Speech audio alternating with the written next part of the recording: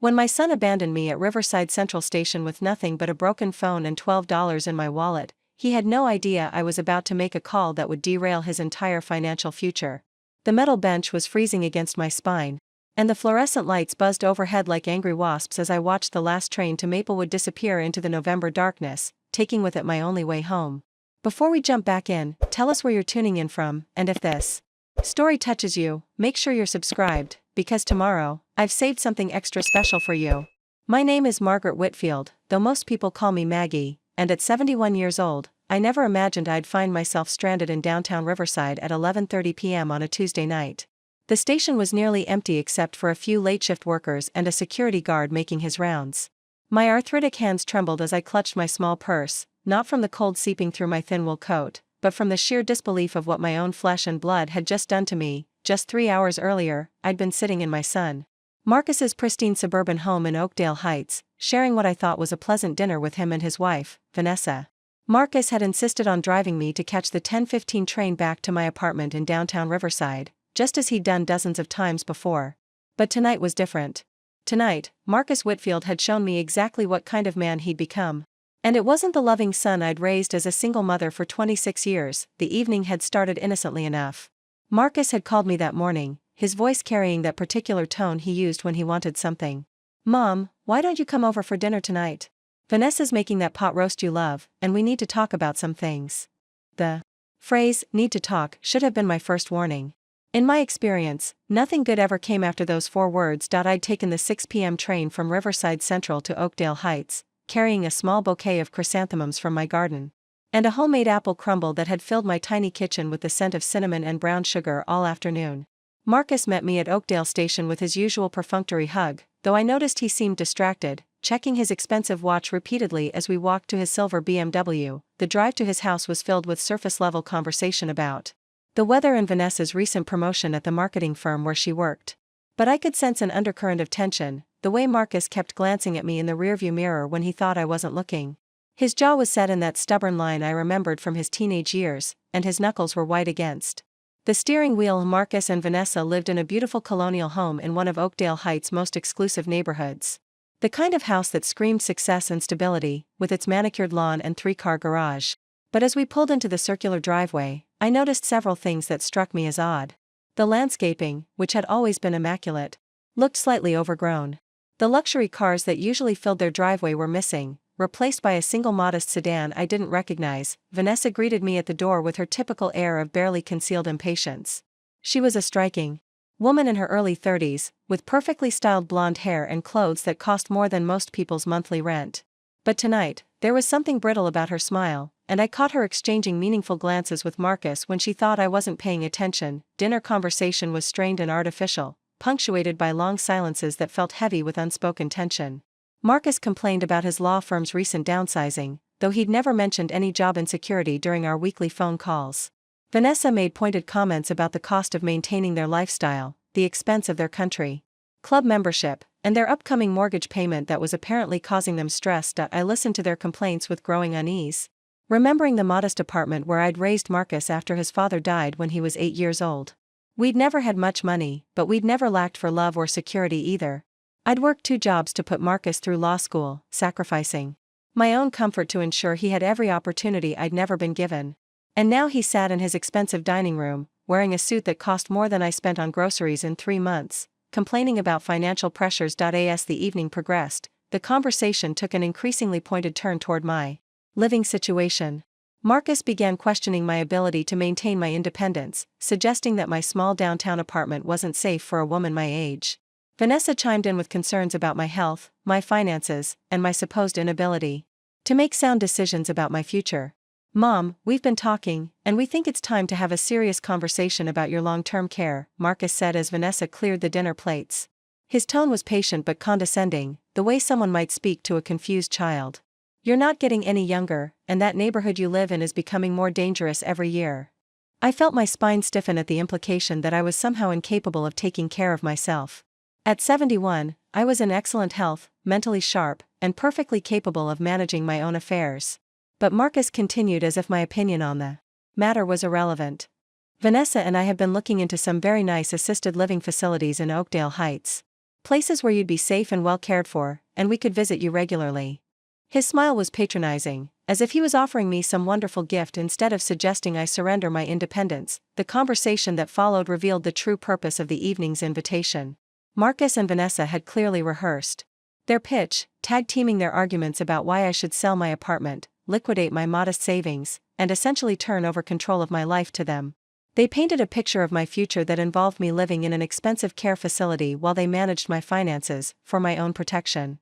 What they didn't know, what Marcus had never bothered to learn despite being my son, was that the modest widow living in a small downtown apartment was actually Margaret Whitfield, majority shareholder of Whitfield Properties, owner of 12 commercial buildings in downtown Riverside, and holder of a portfolio worth north of $40 million. But as I sat on that cold bench at Riverside Central Station, abandoned by my own son who thought he'd just manipulated a helpless old woman into signing away her independence, I realized that Marcus's financial education was about to begin. And unlike the law degree I'd paid for, this lesson was going to cost him everything. Preparing and narrating this story took us a lot of time, so if you are enjoying it, subscribe to our channel, it means a lot to us. Now back to the story. The irony of my situation wasn't lost on me as I sat shivering on that station bench, remembering how carefully I'd constructed the image that had just led to my abandonment. For the past 15 years, I'd lived as Margaret Whitfield, the quiet widow in apartment 4B of the Riverside Gardens complex, a modest brick building wedged between a used bookstore and a family-owned diner on Elm Street. Every morning at 7 a.m., I'd walk 3 blocks to Rosie's Corner Market to buy my groceries, carefully clipping coupons and comparing prices like any fixed-income senior citizen. The cashiers knew me as the sweet old lady who always paid with exact change and never bought anything extravagant. Mrs. Chen, who worked the morning shift, would often slip me an extra bag when I bought apples, thinking she was helping someone struggling to make ends meet. I rode the city bus everywhere, carrying my worn leather purse and wearing clothes I'd carefully selected from discount stores. Not because I couldn't afford better, but because anonymity had become my greatest asset. When you own half the buildings people see during their daily commute, it's remarkable how invisible you become when dressed like someone who can barely afford the bus fare. My apartment reflected this carefully crafted image perfectly. The furniture was comfortable but unremarkable, pieces I'd chosen specifically because they looked like what a retired secretary might accumulate over decades of careful saving. The walls were decorated with family photos and small paintings from local artists. Nothing that would suggest significant wealth. Even my television was an older model, though I'd deliberately kept it when I could have easily afforded the latest technology. Marcus had visited this apartment countless times over the years, never once questioning why his mother seemed so content living in such modest circumstances. He'd grown up in an even smaller place after his father died, so perhaps he assumed I'd simply never aspired to anything grander. Or maybe he'd been too self-absorbed to notice the inconsistencies in his mother's supposed financial limitations. The truth was that apartment 4B was just one of several properties I owned. The entire Riverside Gardens complex belonged to me, purchased quietly through a shell company 12 years ago when the previous owner faced foreclosure. I'd renovated the building, improved the neighborhood, and provided affordable housing for working families, all while maintaining my cover as just another resident who happened to live in the nicest unit. My neighbors knew me as someone who kept to herself but was always ready to help in a crisis. When Mrs. Patterson in 2A couldn't make her rent after her husband's medical bills piled up, I'd arranged for anonymous assistance through the building's emergency fund. When the Martinez family in 3C needed help with their son's college expenses, a mysterious scholarship had appeared at exactly the right moment. I'd been taking care of people for years, but always from the shadows, always maintaining the fiction that I was just as financially vulnerable as everyone else. The deception extended to my relationship with Marcus as well. During our weekly phone calls, I'd carefully edited my activities to match what a woman of modest means might do. I spoke of checking out library books instead of buying them, of visiting free museums instead of donating to them, of watching cooking shows instead of dining at the restaurants I actually owned significant stakes in. When Marcus had needed money for law school 15 years ago, I'd made a great show of sacrificing and scraping together funds, taking out a loan against my apartment and picking up extra work to help cover his expenses. In reality, I'd simply transferred money from one of my investment accounts, but I'd wanted him to understand the value of education and sacrifice. I'd hoped it would teach him empathy and appreciation. Clearly, that lesson hadn't taken. My routine had been the same for years. Monday mornings meant grocery shopping and errands in my neighborhood, playing the part of the careful budget-conscious senior. Tuesday afternoons, I'd take the bus to the Riverside Public Library, where I'd spend hours reading newspapers and magazines in the section designated for patrons who couldn't afford their own subscriptions. What the other library visitors didn't know was that I was actually researching potential investments and monitoring my business interests while maintaining my cover. Wednesdays were for doctor's appointments, real ones, because despite my wealth, I still needed regular medical care. But I'd deliberately chosen a clinic that served working-class patients rather than the exclusive private practice I could have afforded. Dr. Sarah Kim had been treating me for 5 years and knew me only as Margaret, the retired bookkeeper who worried about co-pays and prescription costs. Thursday evenings, I'd attend the community center's senior social hour, where I'd play bingo and share potluck dinners with other retirees.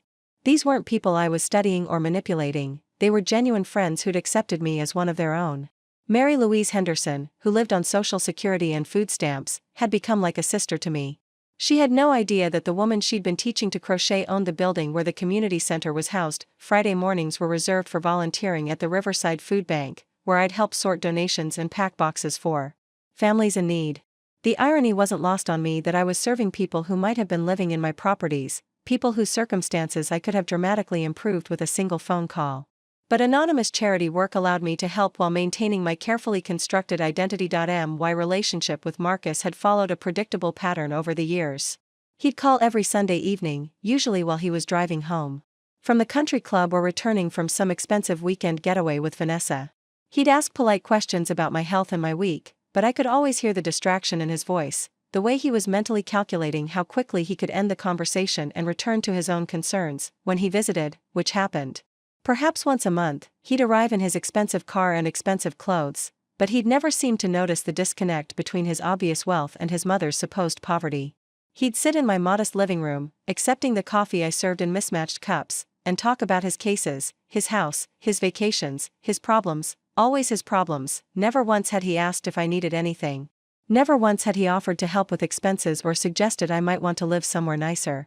It was as if he'd simply accepted that his mother was destined to live modestly while he enjoyed the success that her sacrifices had made possible. The most painful part wasn't his neglect, it was his assumptions.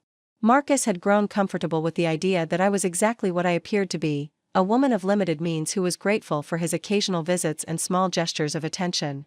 He'd never questioned why I seemed so content, why I never complained about money, or why I'd never asked him for financial help despite raising him alone on a bookkeeper's salary. If he'd paid attention, he might have noticed that my apartment was in the nicest building in the neighborhood. He might have wondered why my rent seemed so affordable for such a desirable location. He might have questioned how I could afford to send him birthday gifts and Christmas presents that, while modest, were consistently thoughtful and well-chosen, but Marcus had been too comfortable with his version of reality to examine it closely. His mother was the woman who'd struggled to put him through school, who lived quietly in her small apartment, who was probably surviving on Social Security and whatever small savings she'd managed to accumulate.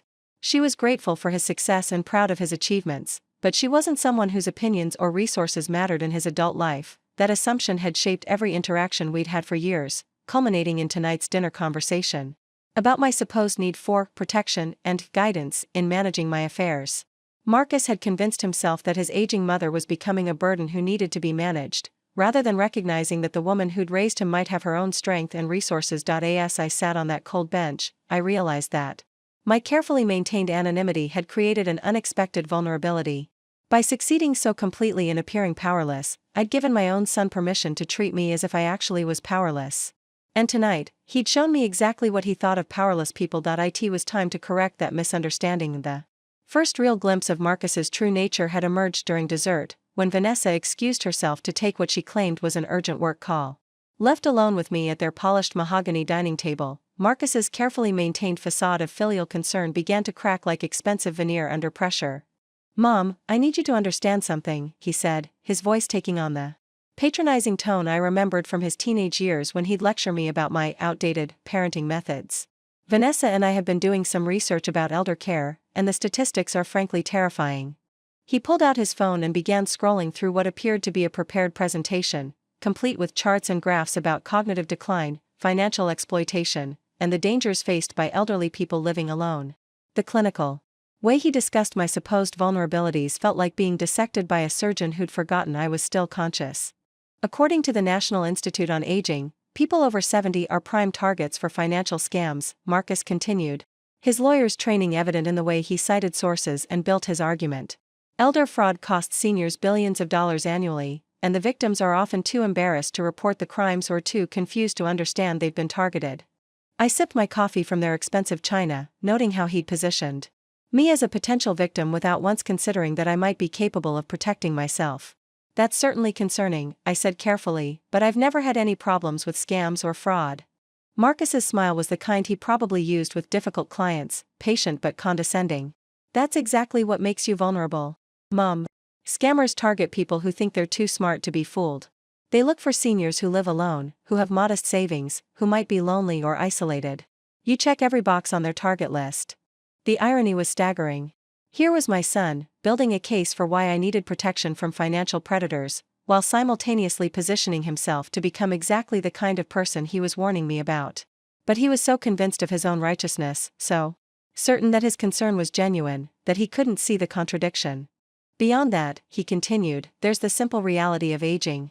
Your reflexes aren't what they used to be, your memory might start to slip, and you're living in a neighborhood that's becoming increasingly dangerous. Last month alone, there were 3 muggings within 6 blocks of your building. I wondered where he'd gotten that statistic, since I received weekly crime reports from the Riverside Police Department as part of my involvement in neighborhood development initiatives. There had been one purse snatching 2 months ago, and it had been solved within a week when security footage from one of my buildings helped identify the perpetrator.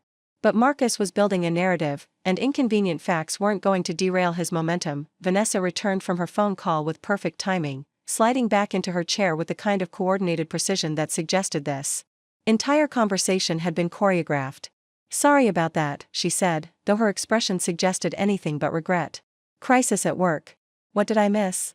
I was just explaining to Mom about the security concerns in her neighborhood, Marcus replied, and I caught the meaningful look that passed between them. This was clearly a conversation they'd had multiple times, probably while planning tonight's intervention. Vanessa nodded gravely. It's so scary, the things that happen to elderly people these days. Just last week, my friend Sarah's grandmother lost her entire life savings to one of those romance scams. 83 years old, and some criminal convinced her he was in love with her and needed money for an emergency. The example felt suspiciously convenient, and I found myself wondering if Sarah's grandmother even existed, or if this was just another piece of evidence in their carefully constructed case for why I couldn't be trusted to manage my own affairs. The thing is, Mom, Marcus leaned forward, his expression earnest in the way that had probably served him well in court, we're not suggesting you're incompetent or incapable. We're just saying that it makes sense to put some protections in place before you need them. Think of it as insurance. What kind of protections? I asked, though I was beginning to understand exactly where this conversation was heading. Vanessa reached across the table and patted my hand with practiced sympathy. Nothing dramatic, Mrs. Whitfield. Just some simple legal arrangements that would give Marcus the ability to help you manage your affairs if something happened. Power of attorney, maybe adding him as a signatory on your accounts, that sort of thing. The casual way she suggested signing over control of my financial life was breathtaking in its audacity. They'd clearly researched the mechanics of elder financial exploitation while convincing themselves they were acting in my best interests. We've already spoken with a lawyer about it, Marcus added, as if this were simply a matter of paperwork rather than a fundamental transfer of power. Gerald Thornton, he's a partner at my firm who specializes in estate planning. He says this kind of arrangement is incredibly common for families who want to be proactive about protecting their elderly relatives. I wondered what Gerald Thornton would think if he knew his expertise was being used to facilitate what amounted to financial elder abuse. But Marcus had probably presented the situation in a way that made him look like a caring son rather than a predator targeting his own mother. The beauty of it, Vanessa continued, is that you wouldn't lose any independence day to day. You'd still live in your apartment, still make your own decisions about everything. Marcus would just be there as a safety net, able to step in if someone tried to take advantage of you or if you needed help with complex financial decisions. The lie was so smooth, so perfectly reasonable sounding, that I almost admired its construction. They were proposing to strip away my financial autonomy while making it sound like they were protecting my independence. It was masterful manipulation. The kind that probably worked on people who actually were vulnerable and isolated. And honestly, Marcus added, his voice taking on a more personal tone, it would give us such peace of mind. Vanessa and I worry about you constantly, Mom. We lie awake at night wondering if you're safe, if you're being taken care of, if someone might be trying to hurt you. This arrangement would let us sleep better, knowing you had that extra layer of protection. The manufactured concern in his voice was almost convincing, except that in all our years of weekly phone calls, he'd never once expressed worry about my safety or well-being. This sudden anxiety about my welfare had appeared remarkably conveniently, right around the time his lifestyle had apparently begun exceeding his income. Of course, we'd want to review your current financial situation first, Vanessa said, as if this were an afterthought rather than the entire point of the evening. Just to understand what we're working with, what kind of protection you really need. Some elderly people have more assets than they realize, and those can be particularly attractive to scammers. There it was, the real agenda behind their concern. They wanted access to my accounts, my investments, my financial information. They wanted to know exactly what they'd be controlling once I signed their power of attorney documents. Marcus nodded enthusiastically. Exactly. We're not trying to pry into your private affairs, Mom, but we need to understand the scope of what we're protecting. Bank accounts, savings, any investments you might have, insurance policies. We'd need a complete picture to provide effective oversight. The word oversight hung in the air between us like a threat. They weren't offering to help me manage my finances, they were proposing to take them over entirely, with my supposed consent providing legal cover for what amounted to theft. I appreciate your concern, I said carefully, but this seems like a very big step. I need time to think about it, maybe consult with my own attorney. The flash of annoyance that crossed Marcus's face was quickly suppressed, but I caught it. He'd expected me to be grateful for their intervention, not resistant to it. In his mind, a vulnerable elderly woman should be relieved that her successful son was offering to take care of her problems. Of course, he said, though his tone suggested anything but patience. But Mom, time isn't really on our side here. The longer you wait, the more opportunities there are for something bad to happen. Scammers are getting more sophisticated every day, and they specifically target people who are hesitant to put protections in place. Vanessa nodded in agreement.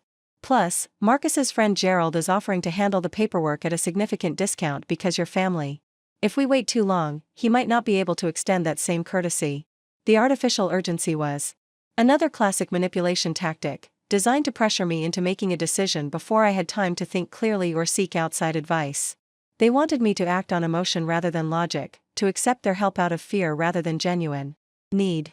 I just think, Marcus continued, that after everything you've done for me, everything you sacrificed to give me opportunities, this is my chance to take care of you the way you took care of me. It would mean so much to me to be able to provide that security, to know that I'm protecting the woman who protected me my entire childhood. The emotional manipulation was perhaps the most offensive part of their entire presentation. Marcus was using my love for him, my pride in his success, as leverage to convince me to surrender my autonomy. He was weaponizing our relationship, turning my maternal instincts against me, and that's when I realized that my son hadn't just become someone willing to exploit vulnerable elderly people, he'd become someone willing to exploit his own mother.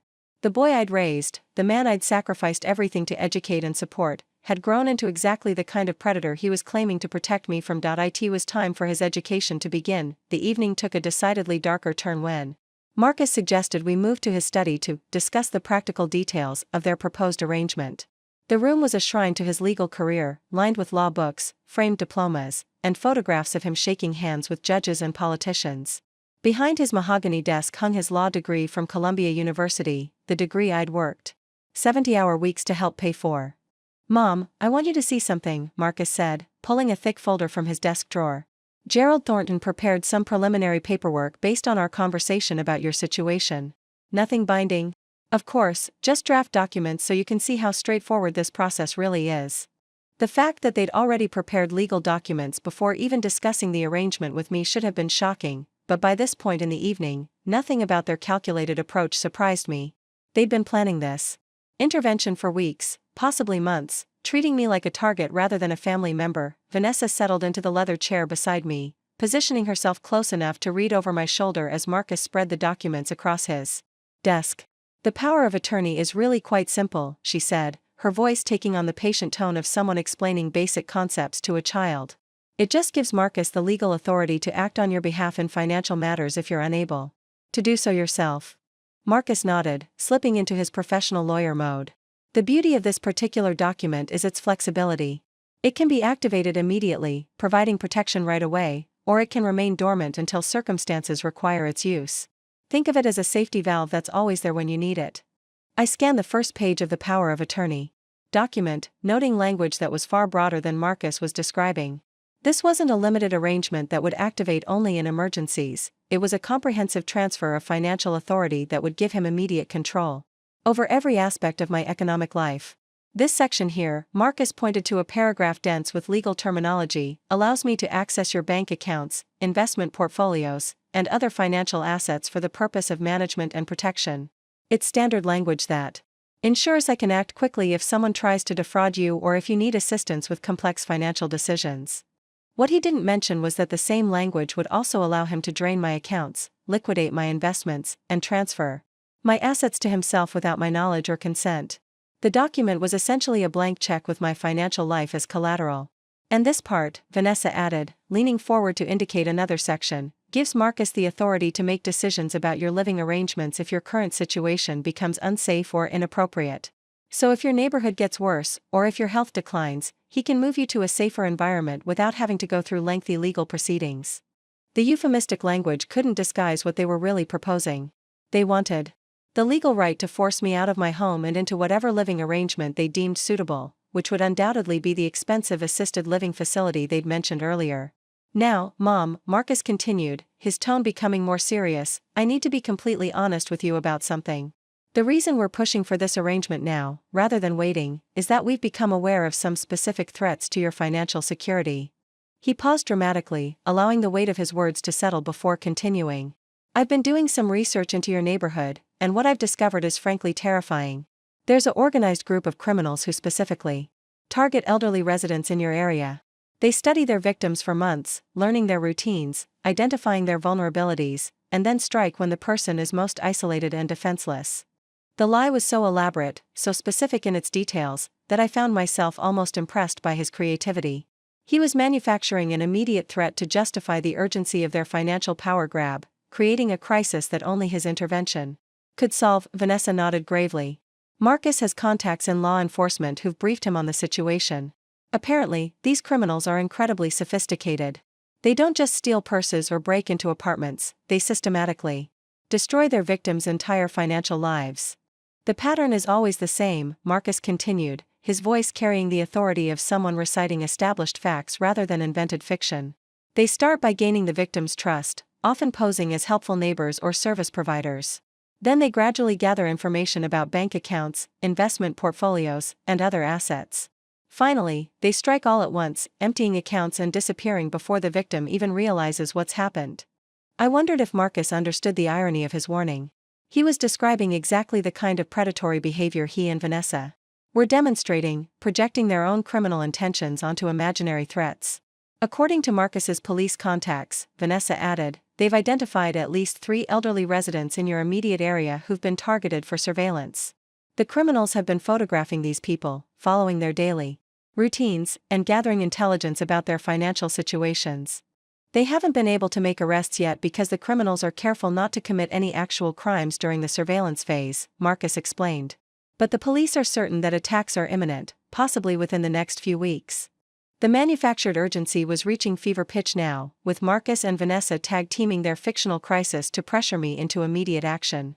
They created a perfect storm of threats that could only be resolved by surrendering my financial independence to their protection. The thing is, Mom, Marcus said, his voice becoming almost pleading, once these criminals strike, it's usually too late to recover the stolen assets. The money disappears into offshore accounts, the perpetrators vanish, and the victims are left with nothing. Our only chance to protect you is to move your assets into secure accounts that I can monitor and protect. What kind of secure accounts? I asked, though I suspected I already knew the answer. Well, ideally, we consolidate your various savings and investments into accounts that I have direct oversight of, Marcus replied, trying to make total financial control sound like a reasonable precaution. That way, if anyone tries to access your money fraudulently, I can stop the transactions immediately and alert law enforcement. Vanessa reached over and squeezed my hand with manufactured warmth. Think of Marcus as your financial bodyguard. He'd be watching over your money 24 hours a day, making sure no one can hurt you. The metaphor was particularly offensive, since what they were proposing would give Marcus unfettered access to commit exactly the kinds of crimes they claimed to be preventing. They wanted me to hire the wolf to guard the henhouse, with legal documents providing cover for their theft. Now, I know this all sounds overwhelming, Marcus said, his tone becoming more insistent as he sensed my hesitation. But Mom, we need to act tonight. I've spoken with Gerald Thornton, and he's agreed to meet us at his office this evening to finalize the paperwork. It's highly unusual for him to work this late, but given the urgency of the situation, he's making an exception. The pressure tactics were escalating rapidly now. They wanted me to sign legal documents transferring control of my finances during a late-night meeting with a lawyer who was Marcus's colleague, not an independent advisor. Every aspect of their proposal was designed to prevent me from seeking outside counsel or taking time to consider the implications. I appreciate your concern, I said carefully, but this seems like something I should discuss with my own attorney before making any decisions. Marcus's patience finally cracked, revealing the calculating predator beneath his concerned son facade. Mom, with all due respect, you don't have an attorney. You've never needed one because you've never had significant assets to protect. That's exactly why you're so vulnerable to the kind of predators who are targeting your neighborhood. His assumption that I lacked legal representation was both insulting and revealing. In Marcus's mind, his modest mother couldn't possibly have the sophistication to maintain professional relationships with attorneys, financial advisors, or other experts. He saw me as someone who lived from Social Security check to Social Security check, grateful for his occasional attention and completely dependent on his guidance. Besides, Vanessa added, finding an attorney who specializes in elder protection could take weeks, and we simply don't have that kind of time. Marcus's contacts in law enforcement have made it clear that the threats against elderly residents in your area are immediate and serious. Look, Mom, Marcus said, his voice taking on the frustrated tone I remembered from his childhood tantrums. I'm trying to help you here.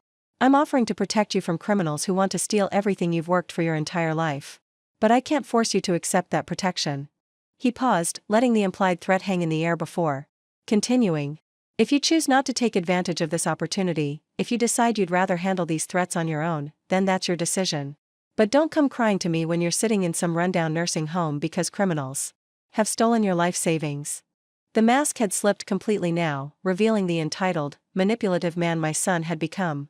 He was no longer pretending to offer help out of love or concern, he was demanding compliance with his scheme and threatening abandonment if I refused to cooperate. Marcus, I said quietly, I think it's time for me to go home. His expression hardened. Fine. If that's what you want. But don't expect me to keep making these trips to rescue you when your stubborn independence gets you into trouble. The ride to Riverside Central Station was conducted in cold silence, with Marcus driving aggressively and Vanessa staring out the window with barely concealed hostility.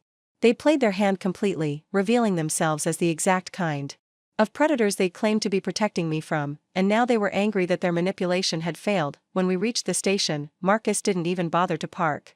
He pulled up to the curb and sat with the engine running while I gathered my purse and coat.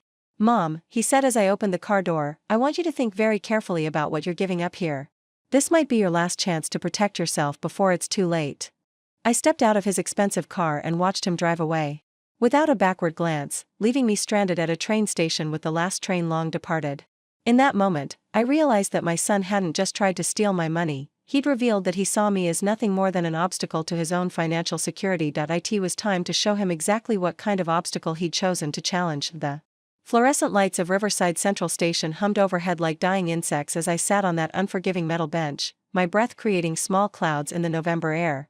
The digital departure board mocked me with its final entry, 11:47 p.m., last train to Maplewood, departed. Marcus had known exactly what he was doing when he timed our arrival for 15 minutes after the final departure. My phone, which had been showing a cracked screen for the past month, finally surrendered completely during the 20-minute wait I'd endured before accepting that no train was coming. The device I'd deliberately kept old and basic to maintain my modest persona now sat useless in my purse, its black screen reflecting my predicament back at me.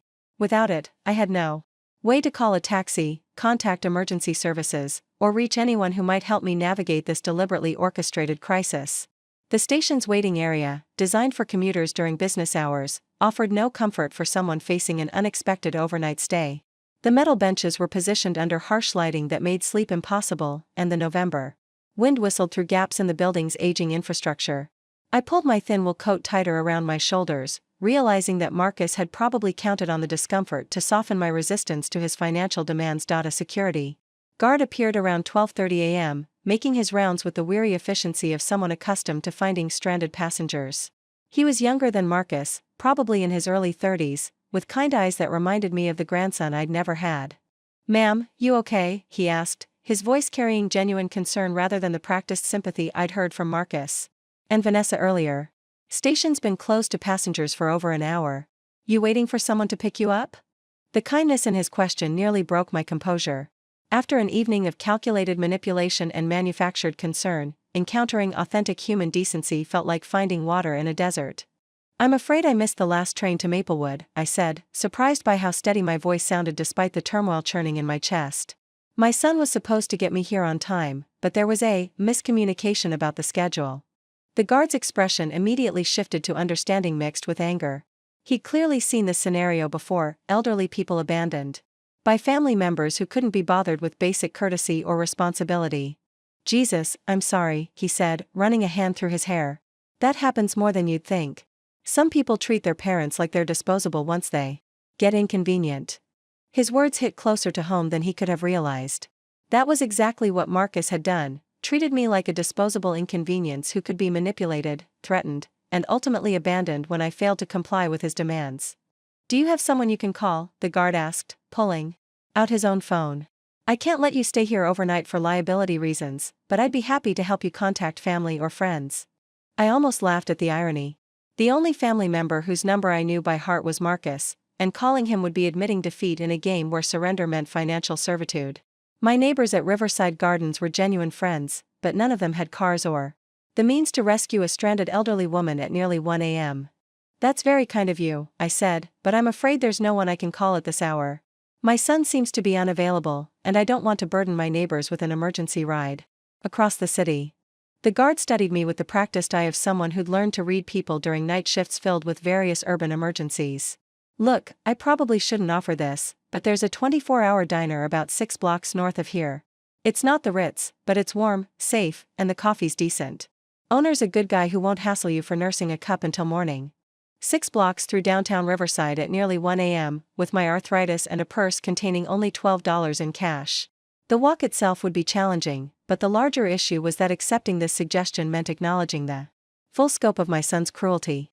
Marcus hadn't just failed to get me to the train on time, he'd deliberately stranded me with insufficient resources to handle the crisis he'd created. What's your name?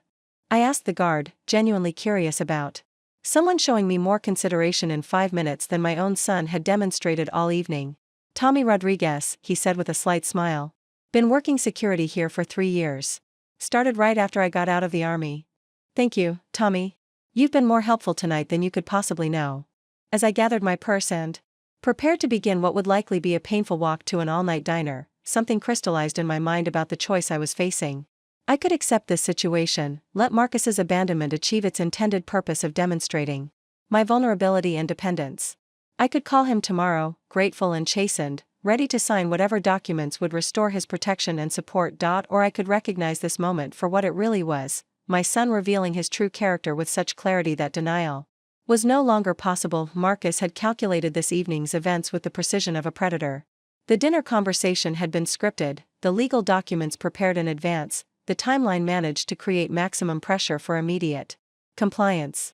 When I'd resisted his manipulation, he'd escalated to abandonment, using my supposed helplessness as a weapon against my independence, but Marcus had made one critical error in his calculations. He'd assumed that the modest widow he saw was the extent of who I actually was.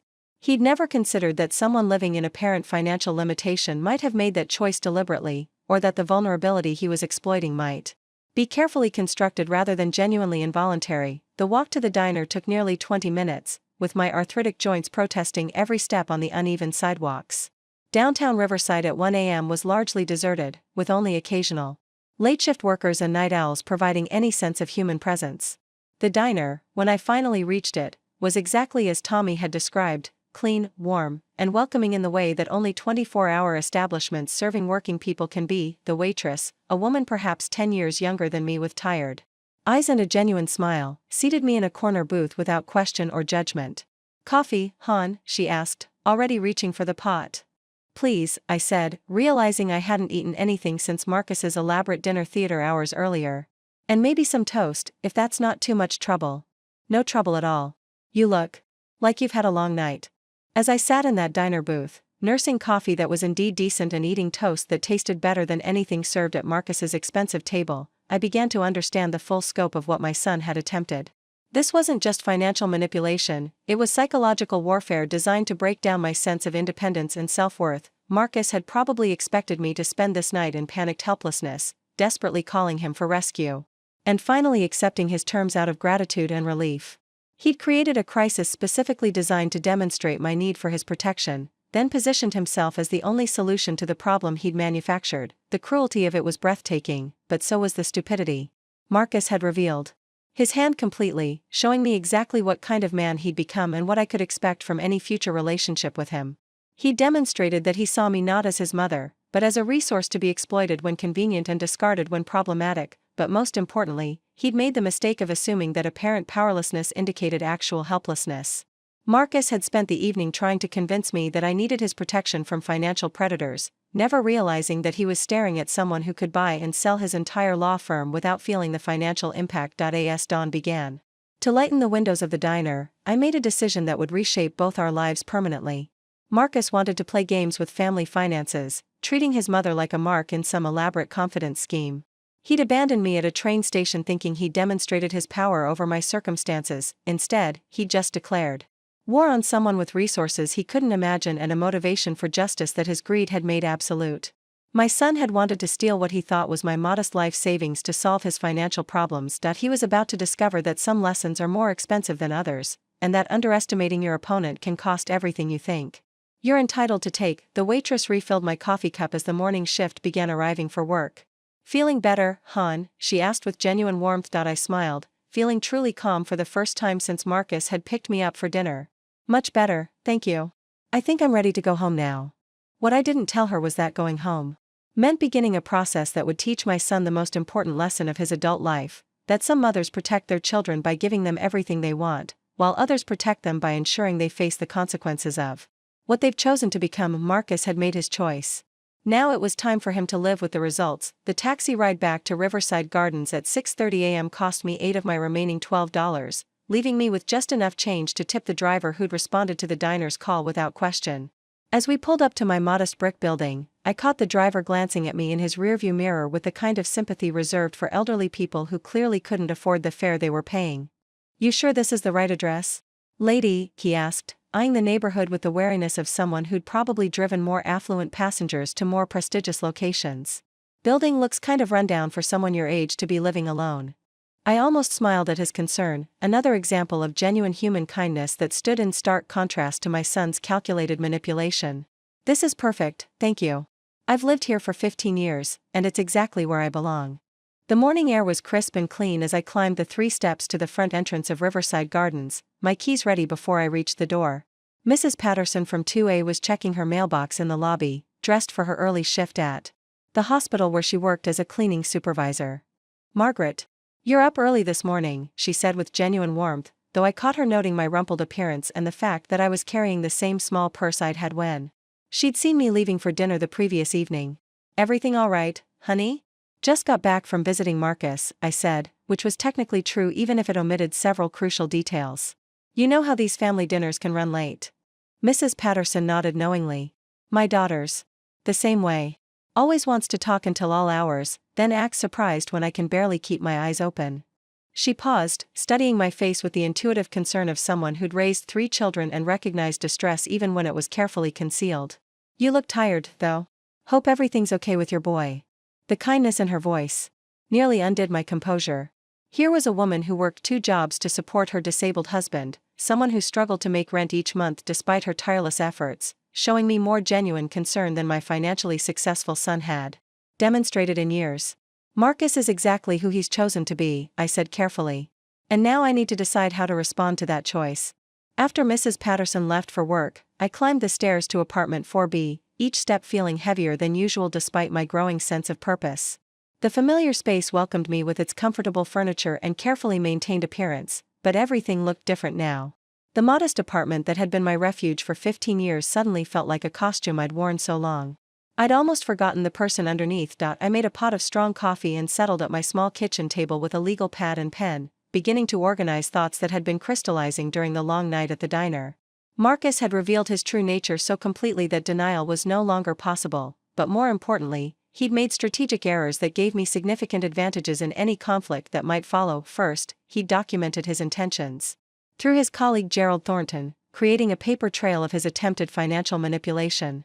The power of attorney documents he'd shown me would serve as evidence of premeditation, proving that his abandonment of me wasn't impulsive cruelty but calculated psychological warfare. Second, he'd involved Vanessa in his scheme, making her a co-conspirator whose participation could be documented and used against both of them. Their coordinated manipulation during dinner had been so rehearsed, so obviously planned, that any objective observer would recognize it as elder abuse rather than family concern. Third, and most critically, Marcus had made his demands based on completely inaccurate assumptions about my financial situation. He was planning to steal what he thought was my modest life savings while remaining completely unaware that he was actually targeting someone with the resources to destroy his entire career and lifestyle. That I opened my laptop, a newer model than I'd ever shown Marcus, purchased online and delivered discreetly to maintain my carefully constructed image, and began reviewing the financial empire he knew nothing about.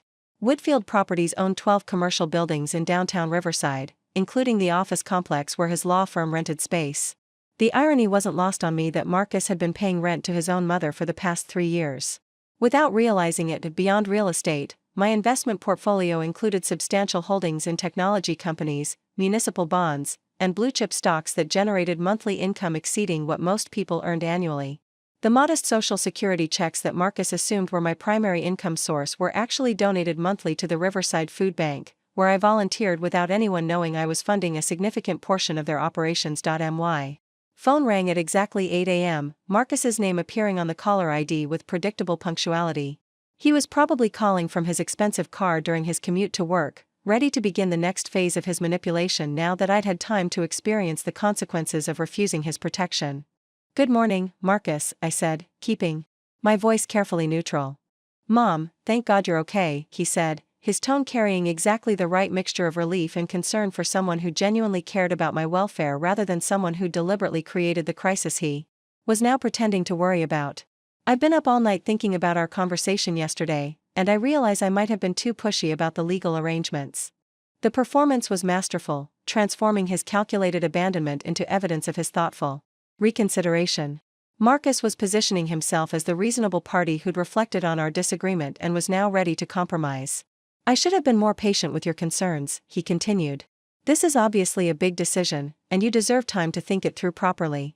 I was just so worried about those security threats in your neighborhood that I let my anxiety override my judgment." "That's very understanding of you," I said, marveling at his ability to rewrite history so completely. In his version of events, my resistance to his financial power grab became evidence of his respect for my autonomy, while his abandonment of me became proof of his protective instincts. "The thing is, Mom, I spent most of the night researching alternatives that might be more comfortable for you. Instead of the comprehensive power of attorney we discussed, maybe we could start with something more limited. Just enough legal authority to help you if those criminals I mentioned actually target your neighborhood." He was offering what he probably thought was a compromise, a reduced version of his original demands that might seem more reasonable after I'd spent a night experiencing the vulnerability he'd manufactured.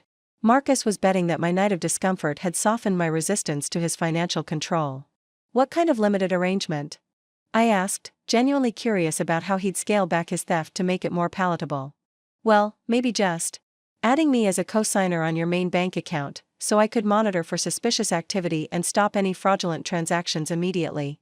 You'd still have complete control over your money, but I'd have the ability to protect you if someone tried to steal from you." The offer sounded reasonable only if you ignored the fact that it would give Marcus unfettered access to what he thought were my life savings. A co-signer with the right legal documentation could empty an account just as easily as stopping fraudulent activity, and Marcus's definition of suspicious activity would probably include any expenditure he didn't approve of. "That does sound more reasonable," I said, allowing a note of consideration to enter my voice. "But I'd still want to understand exactly what kind of access you'd have and what safeguards would protect my independence." "Of course, absolutely," Marcus said, his relief audible as he sensed my apparent willingness to negotiate. "Why don't I pick you up this afternoon, and we can meet with Gerald Thornton to discuss the details? He's agreed to clear his schedule so we can address all your concerns." The speed with which Gerald Thornton could clear his schedule suggested that Marcus had already briefed him on the situation and prepared him for this follow-up meeting. They were ready to move quickly once I showed signs of compliance, probably hoping to complete the paperwork before I had time to reconsider or seek outside advice. That sounds fine, I said. What time works best for you? How about 2 p.m.? That gives you time to rest and think things over, and it gives me a chance to review the modified documents with Gerald before we meet. After hanging up, I sat in my kitchen surrounded by the props of my modest lifestyle, contemplating the irony of my situation. Marcus was so convinced of his superiority, so certain that his law degree and professional success made him smarter than his elderly mother, that he couldn't imagine being outmaneuvered by someone he saw as intellectually and financially inferior. But the real irony was that Marcus had learned his manipulative skills from watching me operate in the business world for decades, though he'd never realized what he was observing. The strategic patience, the careful planning, the ability to present weakness while concealing strength, these were all techniques I'd perfected during years of building my financial empire while maintaining complete anonymity, Marcus thought. He was playing chess with someone who barely understood checkers. Instead, he was about to discover that his opponent had been playing three-dimensional chess for decades, and that his opening move had exposed his king to a checkmate he couldn't see coming. I picked up my phone and dialed a number I hadn't used in months, but one that connected me immediately to someone who'd been waiting for my call for years. Whitfield Properties, Diana Chen speaking. Diana, it's Margaret. I need you to clear your schedule this afternoon. We have some family business to discuss, and it's time to remind my son exactly who he's been underestimating. Diana Chen arrived at my apartment at 10 a.m. sharp, carrying a leather briefcase that contained 15 years of carefully maintained financial records and business documents. As my senior property manager and the only person who knew the full scope of my holdings, Diana had been instrumental in maintaining the anonymity that had protected me from exactly the kind of predatory behavior Marcus was now demonstrating. Mrs. Whitfield, she said as I opened the door, her expression immediately shifting from professional courtesy to genuine concern as she took in my appearance. You look like you've had a difficult night. Is everything all right? Diana was 43 years old, sharp as a surgical blade, and possessed the kind of strategic mind that had helped me turn a modest real estate investment into a $40 million empire. More importantly, she understood the delicate balance between public modesty and private power that had kept me safe from exactly the kind of family manipulation I was now facing. My son has decided to educate me about elder financial abuse, I said, gesturing for her to sit at my kitchen table. Unfortunately for him, he's chosen to demonstrate his point by becoming exactly the kind of predator he claims to be protecting me from. Diana's expression darkened as I related the previous evening's events, from the calculated dinner conversation to Marcus's abandonment of me at the train station. Her anger was visible but controlled, the reaction of someone who'd spent years protecting me from various threats and now faced the most personal betrayal possible. He wants power of attorney over your finances? She asked, her voice carrying the disbelief of someone who understood exactly what Marcus would be gaining access to. Does he have any idea what he's actually trying to steal? None whatsoever. He thinks he's manipulating a vulnerable widow with modest savings into funding his lifestyle. He has no concept that he's actually declared war on someone who could buy his law firm as easily as purchasing groceries. Diana opened her briefcase and spread several documents across my kitchen table, creating a comprehensive picture of the financial empire Marcus knew nothing about. Property deeds, investment portfolios, bank statements, and corporate records that painted a portrait of wealth accumulated through decades of strategic patience and careful anonymity. The Riverside Center office complex alone is worth $12 million, Diana said, pointing to the property documents. That's the building where his law firm rents space. He's been paying rent to his own mother for 3 years without realizing it. The irony was particularly satisfying. Marcus had probably complained to his colleagues about their expensive office rent, never imagining that his money was flowing directly into the accounts of the woman he was now trying to financially exploit. Beyond that, Diana continued, your technology investments have appreciated significantly over the past year. The portfolio value is approaching $15 million, generating monthly dividends that exceed most people's annual salaries. She pulled out another set of documents detailing my municipal bond holdings, blue-chip stock investments, and the various shell companies I used to maintain anonymity while conducting business. The complete picture was staggering even to me, representing decades of careful accumulation and strategic reinvestment. What's our immediate priority?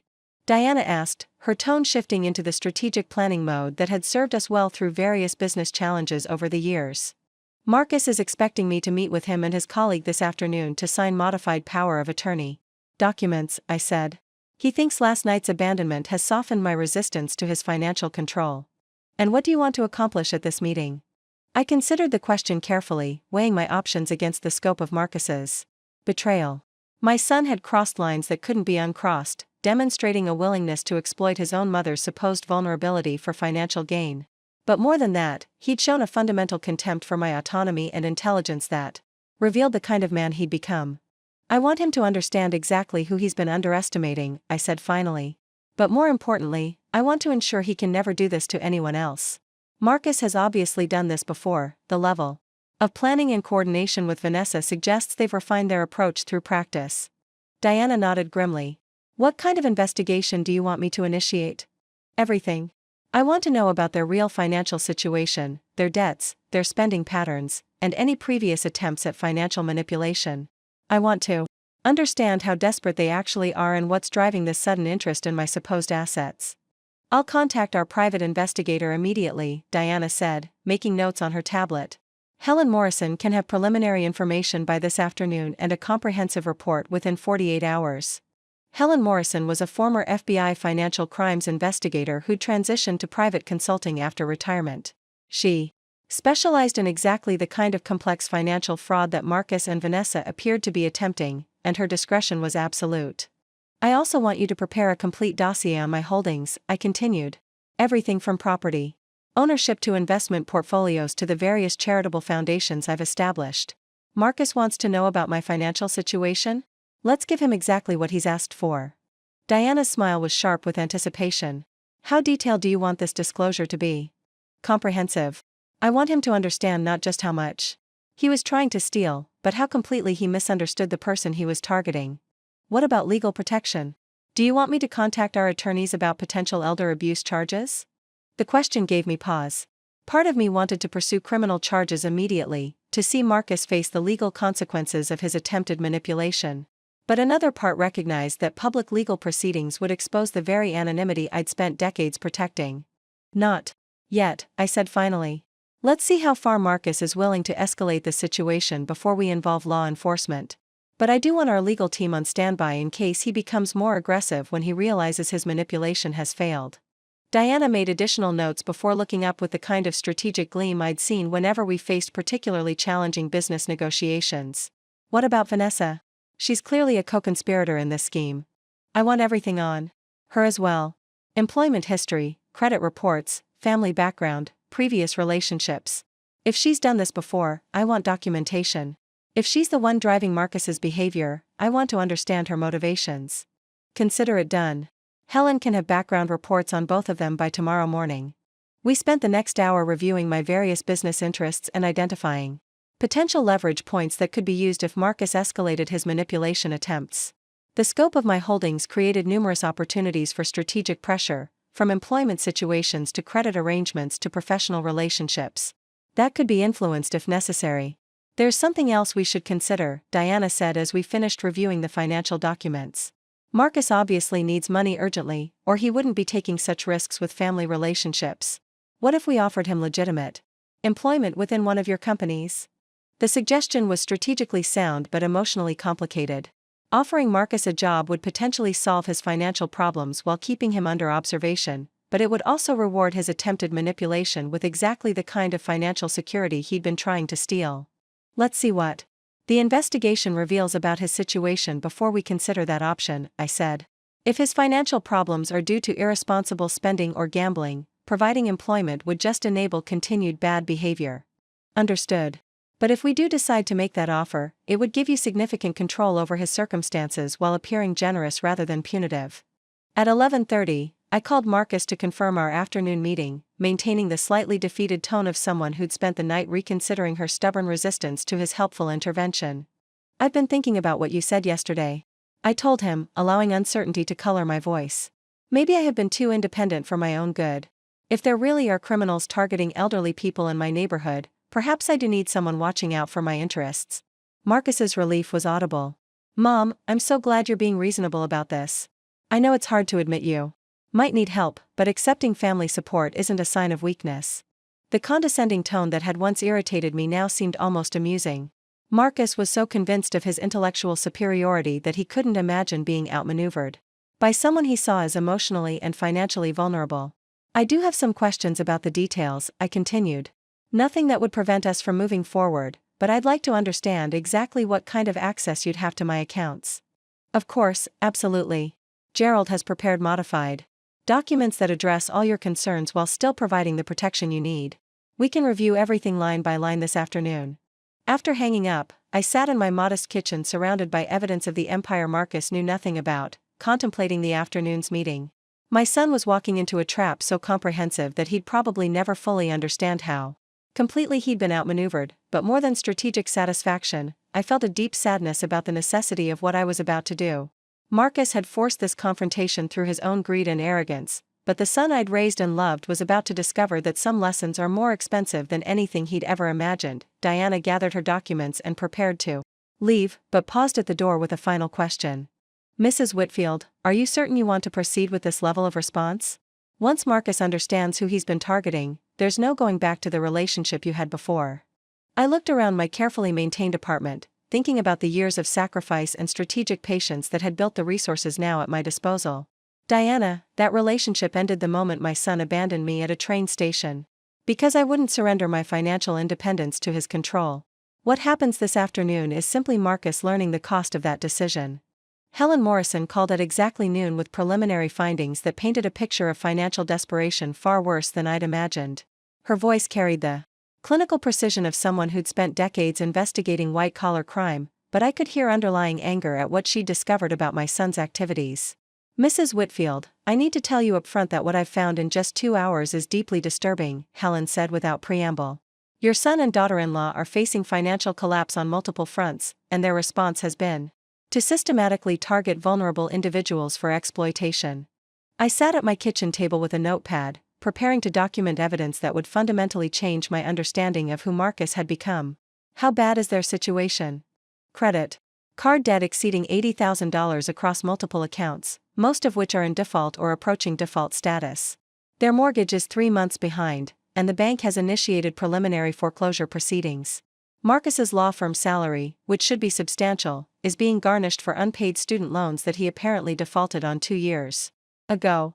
The numbers were staggering, representing a level of financial irresponsibility that went far beyond normal overspending. Marcus had somehow accumulated debts that exceeded his considerable income while maintaining the facade of success and stability he presented to me for years. But here's where it gets truly criminal, Helen continued. I found evidence of at least 3 previous attempts at financial elder abuse, all following the same pattern you described. Elderly individuals with perceived modest means, systematic relationship building, manufactured crises, and pressure for financial control. My blood ran cold as the implications settled over me. Marcus wasn't a desperate man making poor choices under pressure, he was a serial predator who'd refined his approach through multiple victims. Who were the other targets? I asked, dreading the answer. An 80-year-old widower named Franklin Torres, who Marcus befriended at a community center 2 years ago. Marcus convinced Mr. Torres to sign power of attorney documents after manufacturing a medical crisis that required immediate financial assistance. Within 6 months, Marcus had drained Torres's retirement savings of $43,000. The methodical nature of the crime was breathtaking. Marcus had studied Torres, identified his vulnerabilities, and systematically exploited them while presenting himself as a caring friend offering help during a crisis. Mr. Torres died 8 months later, Helen added quietly. His family tried to investigate the missing money, but Marcus had covered his tracks carefully. The power of attorney documents were legally valid, and Marcus claimed all withdrawals were for Torres's medical care and living expenses. I felt physically sick imagining an elderly man spending his final months in poverty because my son had stolen his life savings. But Helen wasn't finished with her horrifying catalog. The second victim was Dorothy Chen, no relation to your property manager Diana Chen. Mrs. Dorothy Chen was 76, living alone after her husband's death, when Marcus approached her about estate planning services. Same pattern, manufactured urgency, legal documents, and systematic theft. He took $38,000 before her nephew noticed the unusual account activity and confronted Marcus. What happened then? I asked, though I suspected the answer would be equally disturbing. Marcus claimed it was all a misunderstanding, that Mrs. Chen had authorized the withdrawals for investment purposes. He returned about half the money and convinced the family that pursuing legal action would be expensive and traumatic for an elderly woman. They accepted the partial restitution rather than put Mrs. Chen through a court battle. The pattern was becoming clear. Marcus had perfected a system of targeting isolated elderly individuals, establishing trust through professional credentials and apparent concern, then manufacturing crises that required immediate financial intervention. When caught, he'd return partial funds and use the victim's age and vulnerability as shields against serious legal consequences. The third case is the most recent, Helen said, her voice taking on an even grimmer tone. Evelyn Martinez, 79 years old, approached by Marcus 6 months ago about protecting her assets from potential Medicaid claims. He convinced her to transfer her savings to accounts he controlled for asset protection purposes. How much did he steal from her? $57,000. Mrs. Martinez's family discovered the theft 3 weeks ago when she was hospitalized and they tried to access her accounts for medical expenses. That's when they realized all her money was gone. 3 elderly victims, all following the same pattern Marcus was now attempting with me. But unlike his previous targets, he'd chosen someone with the resources and connections to destroy him completely. Is Mrs. Martinez pursuing legal action? I asked. The family wants to, but Mrs. Martinez is in early-stage dementia and may not be competent to testify effectively. Marcus is counting on her condition to protect him from serious consequences, just like he's used his previous victims' vulnerabilities to avoid accountability. The calculated cruelty was staggering. Marcus wasn't just stealing money, he was specifically targeting people whose age and health conditions made them unlikely to pursue effective legal action. He turned his victims' vulnerabilities into weapons against their own justice. What about Vanessa's role in all this? I asked. She's been integral to the operation. Vanessa handles the research phase, identifying potential targets through her work at the marketing firm. She has access to demographic data, financial profiles, and lifestyle information that helps them select ideal victims. The revelation that Vanessa used her professional position to identify elderly targets for exploitation added another layer of criminality to their operation. They'd turned her marketing expertise into a tool for elder abuse, using consumer data to hunt for vulnerable prey. Vanessa also provides what they call social validation, Helen continued. She accompanies Marcus to initial meetings with targets, presenting herself as the caring daughter-in-law or family friend who supports his intervention. Her presence makes the elderly victims more comfortable and less suspicious of Marcus's motives. I remembered Vanessa's performance during dinner, the way she'd supported Marcus's arguments while appearing genuinely concerned about my welfare. It had been a practiced routine, refined through multiple previous operations. How long have they been running this scheme? I asked. Based on financial records and timeline analysis, approximately 3 years. The pattern suggests they target 1 or 2 elderly individuals per year, stealing enough to maintain their lifestyle while avoiding the kind of systematic theft that might attract law enforcement attention. 3 years of preying on elderly people who trusted them, systematically destroying the financial security of individuals who could least afford the loss. The scope of their crimes was staggering, but so was the evidence Helen had compiled in just a few hours of investigation. Mrs. Whitfield, there's something else you need to know, Helen said, her voice taking on an even more serious tone. I found evidence that Marcus has been researching your background specifically, trying to identify your assets and financial vulnerabilities. What kind of research? Public record searches, property database queries, attempts to access your credit reports through false pretenses. He's been studying you for months, probably since they realized their other income sources were insufficient to maintain their lifestyle. The betrayal cut deeper than anything else Helen had revealed. Marcus hadn't stumbled into targeting me out of desperation, he'd been planning this attack for months, systematically gathering information about his own mother's supposed financial weaknesses while maintaining the facade of loving family relationships. He also hired a private investigator 2 months ago to conduct surveillance on your daily activities, Helen added. The investigator reported back about your modest lifestyle, your use of public transportation, your shopping patterns at discount stores. All information Marcus used to confirm his assumption that you were living on limited fixed income. I sat in stunned silence, processing the revelation that my own son had paid someone to spy on me as part of his preparation for financial exploitation. The surveillance explained how he'd timed his intervention so precisely, how he'd known exactly which emotional buttons to push during our dinner conversation. Mrs. Whitfield? Helen's voice brought me back to the present. Are you all right? I'm processing everything, I said, surprised by how steady my voice sounded despite the emotional devastation of learning who my son had really become. What's your recommendation for how to proceed? Honestly? You have enough evidence to destroy Marcus professionally and personally. Criminal charges, civil litigation, professional sanctions through the State Bar Association.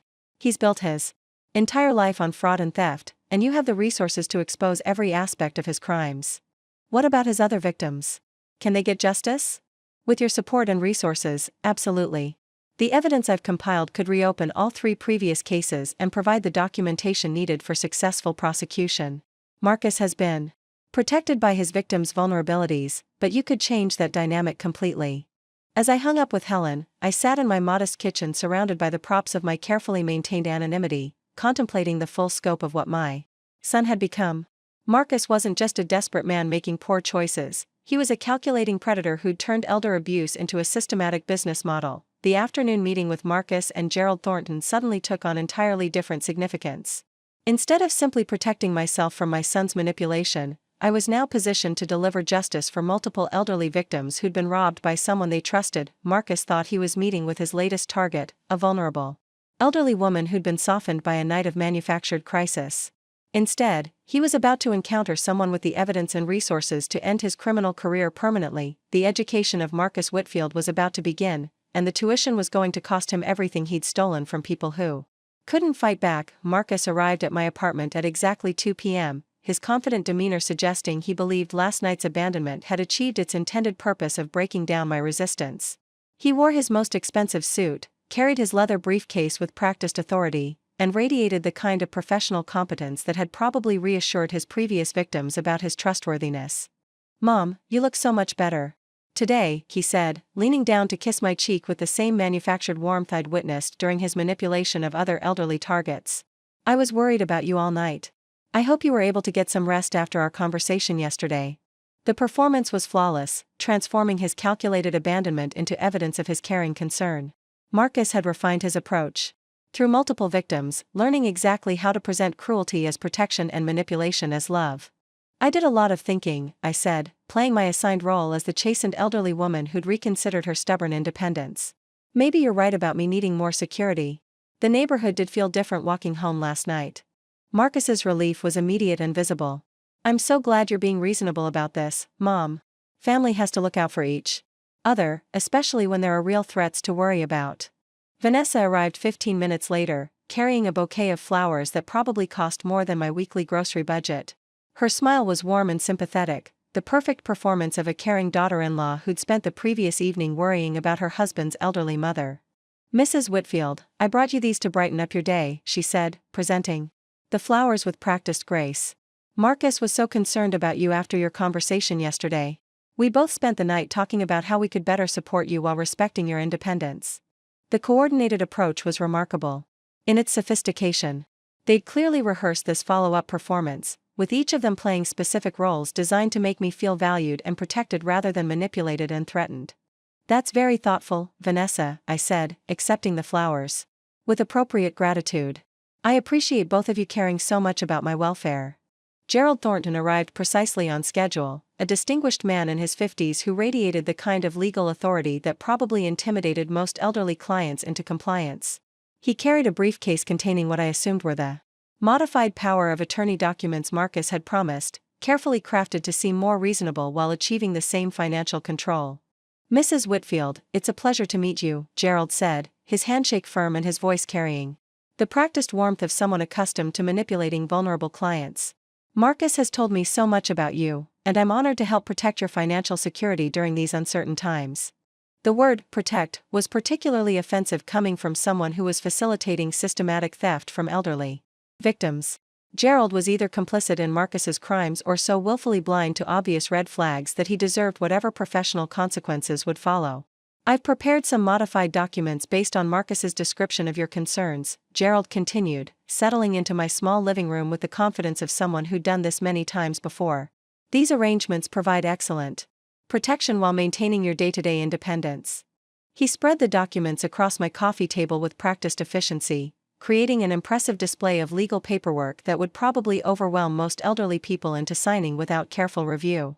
The power of attorney forms were accompanied by bank signature cards, investment account modifications, and real estate documents that would transfer significant control over my supposed assets. "As you can see," Gerald said, pointing to specific sections with his expensive pen, "this limited power of attorney gives Marcus authority only in specific circumstances. Emergency financial decisions, protection against fraud, assistance with Complex transactions that might be difficult for you to handle independently. The language was carefully constructed to sound protective rather than exploitative, but every clause contained broad interpretations that would give Marcus complete financial control if he chose to exercise it. The emergency provisions were so vaguely defined that virtually any financial decision could be justified as protecting my interests. This section here, Marcus added, pointing to another paragraph, allows me to monitor your accounts for suspicious activity. If someone tries to steal from you, I can stop the transactions immediately and alert law enforcement. What he didn't mention was that the same monitoring authority would give him real-time access to all my financial information, allowing him to track every expenditure and identify assets he might want to control or liquidate. And this part, Vanessa said with apparent enthusiasm, establishes a monthly financial review process where Marcus can help you evaluate your expenses and ensure your money is being used wisely. It's like having a personal financial advisor who's also family. The monthly review provision was particularly insidious, creating a mechanism for ongoing control and pressure that would gradually normalize Marcus's authority over my financial decisions. Within months, I'd probably be asking his permission for every significant expenditure, having been systematically conditioned to accept his oversight as normal and necessary. Now, Mrs. Whitfield, Gerald said, pulling out his pen with the flourish of someone closing a successful negotiation, I know this seems like a lot of information to process, but these arrangements are really quite straightforward. Thousands of families use similar protections to safeguard elderly relatives from financial predators. The irony of using protection from financial predators to justify facilitating financial predation was breathtaking. Gerald was literally using fear of the crimes Marcus committed as justification for enabling his continued criminal activity. I do have a few questions, I said, maintaining the slightly confused tone of someone trying to understand complex legal concepts. Specifically about how these arrangements would work with my existing financial relationships. Marcus leaned forward eagerly, probably anticipating questions about my modest savings accounts and simple investment arrangements. Of course, Mom. What would you like to know? Well, I'm wondering how this power of attorney would interact with my existing corporate structures, I said, watching their expressions as I deviated from the script they'd prepared for.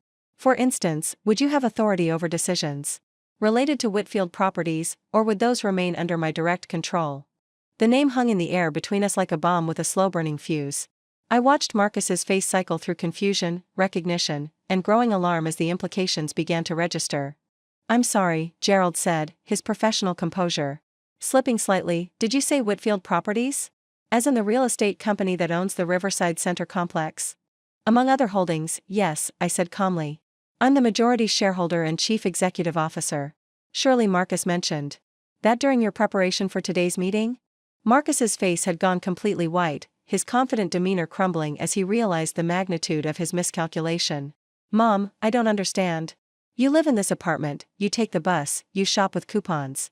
How could you possibly own, the same way I could afford to put you through Columbia Law School without taking out loans, I said gently. The same way I've been able to help with your rent payments for the past 3 years through anonymous donations to what you thought was a charitable assistance program. Vanessa's bouquet slipped from her hands, scattering expensive flowers across my modest carpet as the full scope of their error became clear. They'd spent months surveilling and planning to rob someone who could buy and sell their entire lifestyle without noticing the financial impact.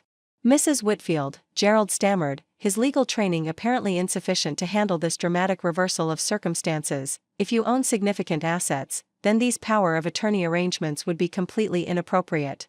We should schedule a different kind of consultation to discuss proper estate planning for someone of your situation. My situation, I repeated thoughtfully, is that my son has just attempted to defraud me of what he thought were my modest life savings, using manufactured threats and emotional manipulation to pressure me into signing documents that would give him control over my finances. Marcus found his voice, though it shook with desperation. Mom, this is all a misunderstanding. We were genuinely trying to help you, to protect you from the kind of criminals who target elderly people with assets. Criminals like Franklin Torres's trusted friend who stole $43,000 from his retirement savings. I asked quietly. Or criminals like Dorothy Chen's estate planning advisor who took $38,000 before her family intervened? Or perhaps criminals like Evelyn Martinez's asset protection specialist who cleaned out her accounts just 3 weeks ago? The silence that followed was deafening. Marcus's face cycled through shock, denial, and finally resignation as he realized that I knew everything about his previous crimes. Gerald began gathering his documents with the frantic energy of someone trying to distance himself from a rapidly sinking ship. How? Marcus whispered. Professional investigation services, I said simply. The same kind of comprehensive background. Research you conducted on me, except performed by someone with FBI financial crimes experience rather than a discount private investigator. I stood and walked to my kitchen, returning with a thick folder that contained Helen Morrison's preliminary report.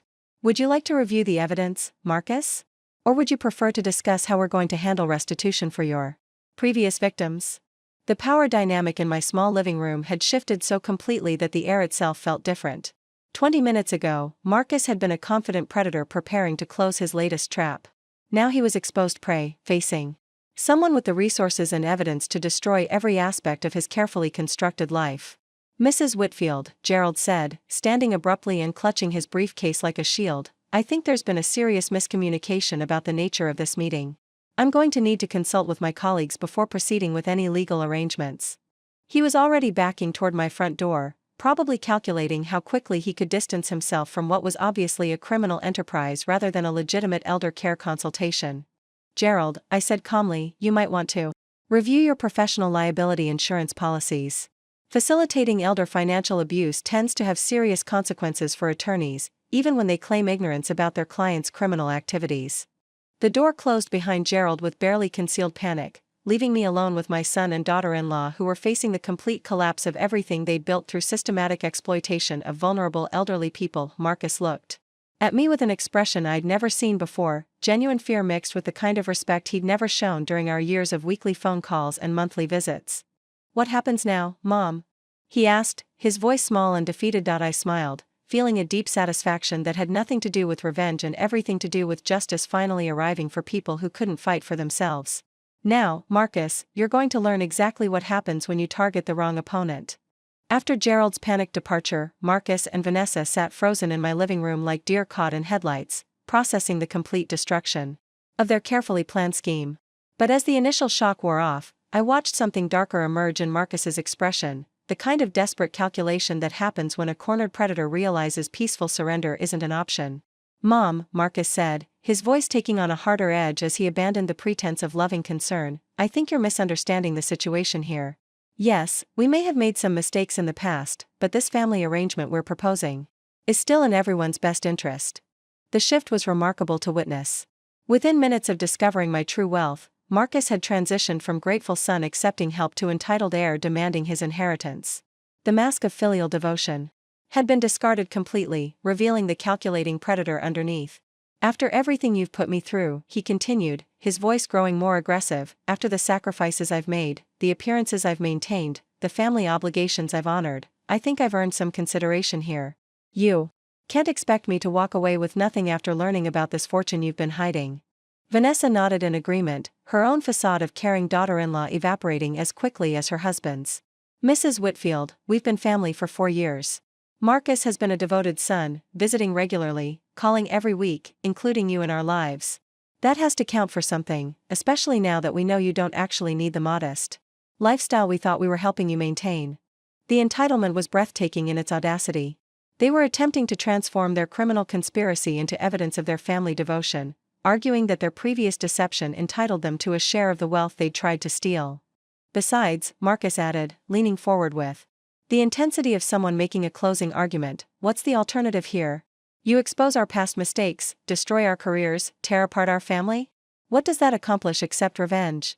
Wouldn't it be better to keep this between us and work out an arrangement that benefits everyone? I recognized the negotiation tactic from my business experience, the false choice between accommodation and mutually assured destruction. Marcus was suggesting that exposing his crimes would hurt me as much as it hurt him, that family scandal would be worse than private financial arrangement. What kind of arrangement did you have in mind? I asked, genuinely curious about how far his desperation would drive him. Marcus exchanged a quick glance with Vanessa before responding, their wordless communication suggesting they'd prepared for this contingency despite its apparent impossibility. Well, given our financial situation and the complications that public exposure would create for everyone, maybe we could structure this as an early inheritance arrangement. Early inheritance, I repeated slowly, marveling at his ability to reframe attempted theft as legitimate family planning. Exactly. You transfer a reasonable portion of your assets to us now, we get the financial stability we need to move forward productively, and everyone benefits from keeping family business private. No lawyers, no publicity, no damaged relationships. Vanessa jumped in with supporting arguments, her marketing background evident in the way she presented their proposal. Think about it, Mrs. Whitfield. Marcus is your only child. Eventually, he'll inherit everything anyway.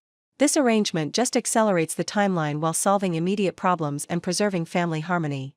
The logic was seductive in its simplicity, except for the minor detail that it rewarded systematic elder abuse while enabling continued criminal behavior.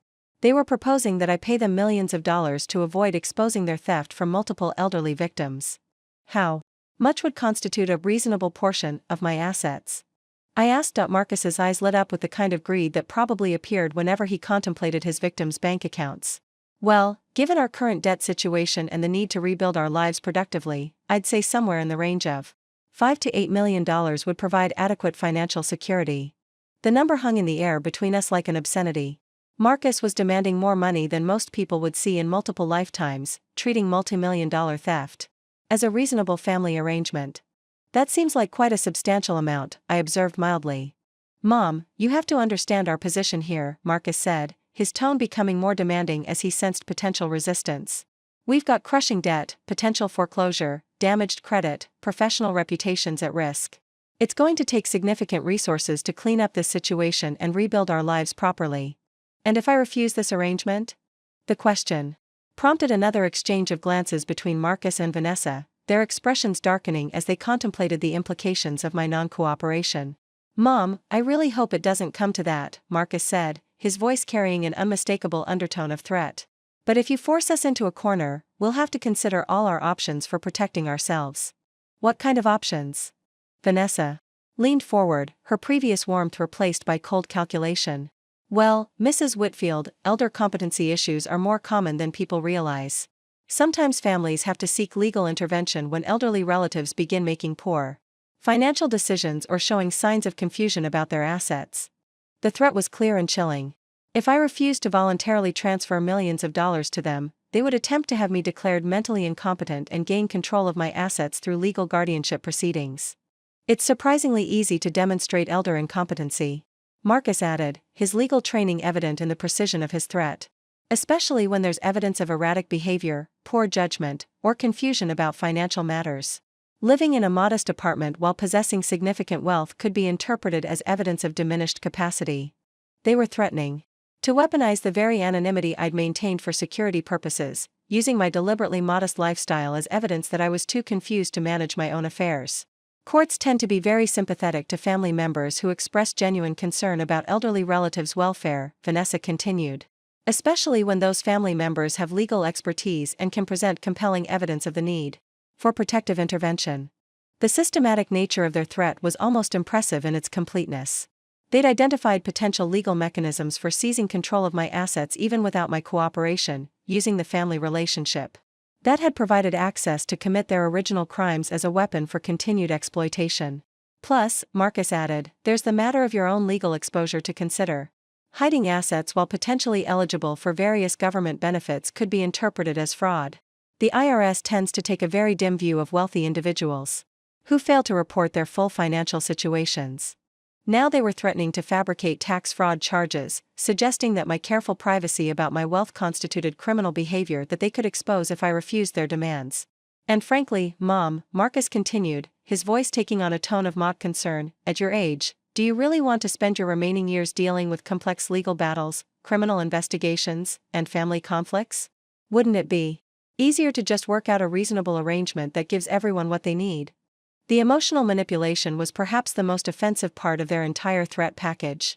Marcus was using my age and supposed desire for peace as weapons against my autonomy, suggesting that resistance to their extortion would be more stressful than capitulation to their demands. I sat quietly for several moments, allowing them to believe their threats were having their intended effect of intimidating me into compliance.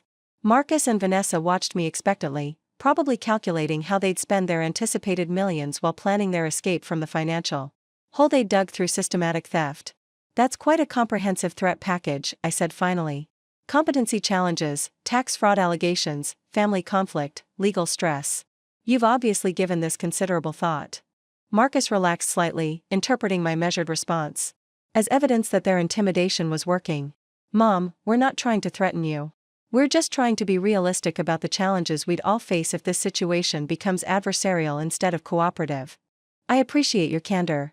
About your intentions, I said, reaching for my phone. It makes my next decisions much easier. What do you mean?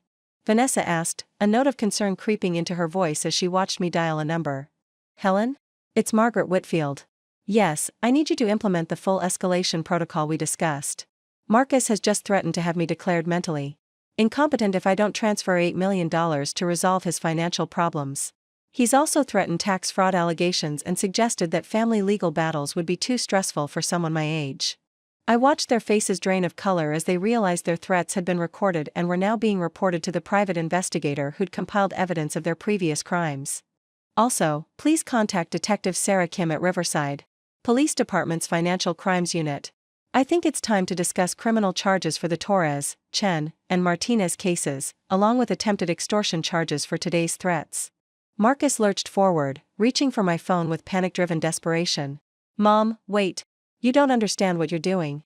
If you call the police, you'll destroy everything, my career, our family, Vanessa's job. This affects more people than just us.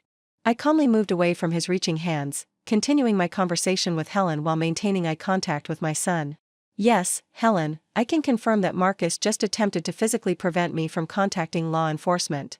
Please, add witness intimidation to the list of charges we'll be discussing. The complete reversal was staggering to witness. In less than an hour, Marcus had gone from confident predator to desperate criminal, his threats backfiring so completely that he'd provided evidence for additional charges while demonstrating exactly the kind of dangerous behavior that justified immediate intervention. Mrs. Whitfield, Vanessa said, her voice shaking with barely controlled panic, please, you have to understand our position. We're desperate. The debts, the foreclosure, the professional consequences, we're looking at losing everything we've worked for. Can't we work something out? You already lost everything the moment you decided to prey on elderly people who trusted you, I replied calmly. Today's threats just determined whether you'd face those consequences with any remaining dignity or whether you'd compound your crimes until prosecution became inevitable. As I continued coordinating with Helen about immediate legal action, I watched Marcus and Vanessa realize that their attempt to escalate from theft to extortion had sealed their fate completely.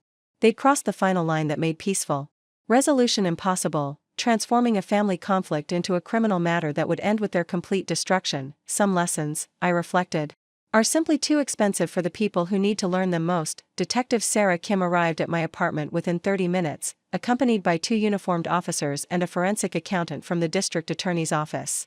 Her reputation for prosecuting financial crimes against elderly victims had made her the obvious choice for coordinating what would become one of the largest elder abuse cases in Riverside County history. Mrs. Whitfield, Detective Kim said as I let them into my living room where Marcus and Vanessa sat in stunned silence, I understand you have evidence of systematic financial crimes targeting elderly victims, including attempted extortion that occurred here today. Marcus made one final attempt at controlling the narrative, rising from his chair with what remained of his professional dignity. Detective, I think there's been a serious misunderstanding here. This is a family dispute about estate planning, not a criminal matter. My mother has some misconceptions about previous business arrangements that we were trying to clarify. Detective Kim's expression remained neutral as she studied Marcus with the practiced eye of someone who'd heard every possible justification for financial elder abuse. Mr. Whitfield, I've reviewed the preliminary evidence compiled by Helen Morrison, including documentation of 3 previous victims and recorded threats made in this apartment today. This is definitely a criminal matter. The forensic accountant, a precise woman named Rebecca Torres, spread Helen's comprehensive report across my coffee table. The documentation was staggering: bank records, forged documents, victim statements, and timeline analysis that painted a clear picture of systematic predatory behavior spanning multiple years. Franklin Torres, aged 80, lost his entire retirement savings of $43,000, Rebecca read from the report. Dorothy Chen, aged 76, lost $38,000 before family intervention. Evelyn Martinez, aged 79, lost $57,000 just 3 weeks ago. Total documented theft, $138,000. Vanessa began crying as the full scope of their crimes was laid out in clinical detail. But I noticed her tears seemed more focused on their consequences than their victims' suffering. Even in custody, she remained primarily concerned with her own circumstances rather than the elderly people they'd systematically robbed. Beyond the previous victims, Detective Kim continued, we have Mrs. Whitfield's recorded evidence of today's extortion attempt, where you demanded $8 million and threatened to have her declared mentally incompetent if she refused to comply. Marcus's face had gone completely gray as he realized the full scope of the legal catastrophe they faced. Multiple felony counts, federal charges for elder abuse, professional sanctions that would end his legal career, and civil liability that would exceed anything they could ever repay. The district attorney has authorized me to offer you one opportunity for cooperation, Detective Kim said, pulling out a thick folder of legal documents. Full confession, complete restitution to all victims, and cooperation in identifying any additional targets you may have exploited. In exchange, we'll recommend concurrent rather than consecutive sentencing. I watched Marcus calculate the mathematics of his situation, weighing the certainty of decades in prison against the possibility of slightly reduced sentences. The arrogance that had driven him to target his own mother was completely gone, replaced by the desperate rationality of someone facing the complete destruction of everything he'd built through crime. What about my law license? Marcus asked, his voice barely above a whisper. Gone, Detective Kim replied without hesitation. The State Bar Association has already been notified. You'll never practice law again, regardless of plea arrangements. Vanessa looked up from her tears, mascara streaking down her cheeks as she grasped the implications. What about my job? My career? I worked so hard to build my position at the marketing firm. Also gone, Rebecca Torres replied matter-of-factly. Using your professional access to target elderly victims for exploitation will result in industry-wide blacklisting. You'll never work in marketing again. The systematic destruction of their lives was proceeding with bureaucratic efficiency, each profession and institution they'd exploited moving to protect itself from association with their crimes. The respectability they'd built through theft was evaporating as quickly as their victims' life savings had disappeared. Mrs. Whitfield, Detective Kim said, turning to me with genuine respect, the district attorney wants to commend you for your courage in coming forward. Without your resources and determination, these crimes would probably have continued indefinitely. What about the other victims? I asked. Will they see justice? Absolutely. We're reopening all 3 previous cases with the evidence you've provided. Franklin Torres's family will finally understand what happened to his savings. Dorothy Chen's nephew will see the full scope of the theft. And Evelyn Martinez's family will get complete restitution plus damages. Rebecca Torres consulted her tablet before continuing. Beyond criminal restitution, Mrs. Whitfield, you have grounds for substantial civil action. Attempted theft of millions, emotional distress, family relationship destruction, the damages could easily exceed $10 million. I considered the civil litigation option briefly before shaking my head. I don't need their money, and they don't have enough to make restitution meaningful. But I do want to establish a fund for elder abuse prevention and victim support. What kind of fund? Detective Kim asked. The Franklin Torres Memorial Fund for Elder Protection, I said, watching Marcus flinch at the name of his first victim. Starting with a $5 million endowment, focused on education, prevention, and support for elderly people recovering from financial abuse.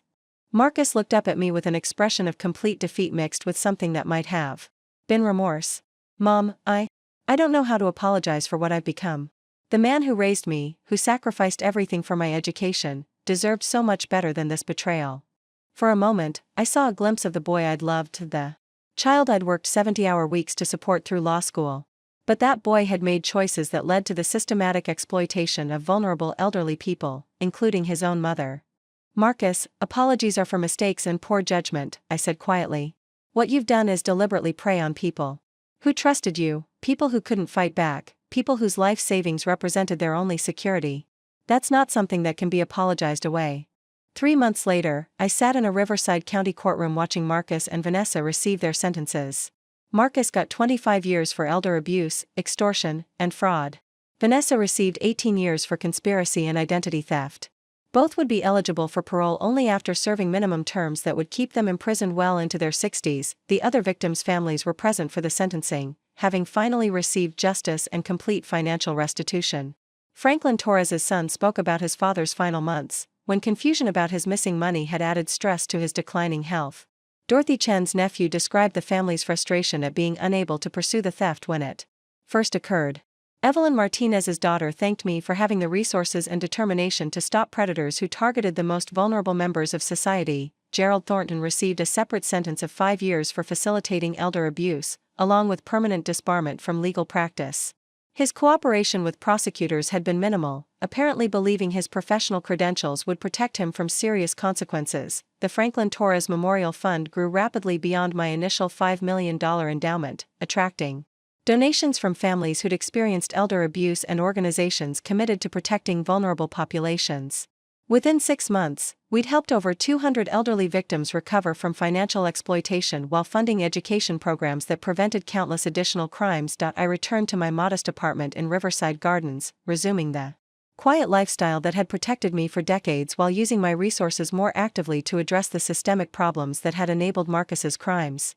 The anonymity I'd maintained for security remained intact, but now served a broader purpose of demonstrating that true power often operates most effectively from the shadows. Mrs. Patterson from 2A occasionally asked about Marcus, having noticed his absence from our family gatherings. I told her he was dealing with some legal issues that would keep him away for an extended period, which was technically accurate if incomplete. Diana Chen continued managing my business interests, which had grown substantially during the legal proceedings as property values increased and investments appreciated.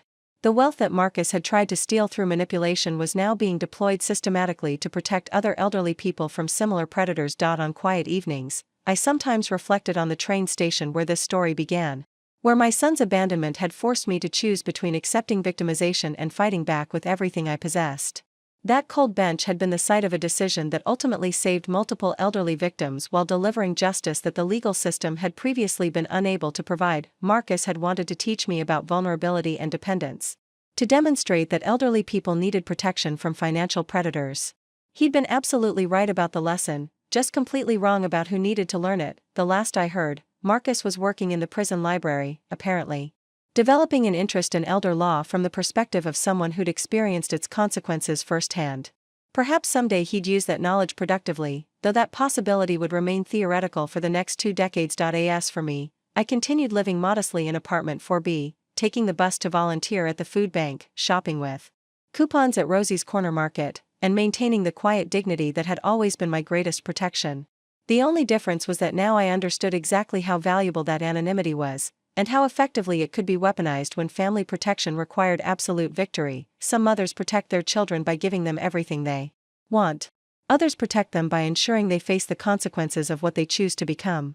Marcus had made his choices, and I'd made mine. The train had long since departed from the station where this story began, but it had carried justice to its intended destination exactly on schedule. Up next, you've got 2 more standout stories right on your screen. If this one hit the mark, you won't want to pass these up. Just click and check them out.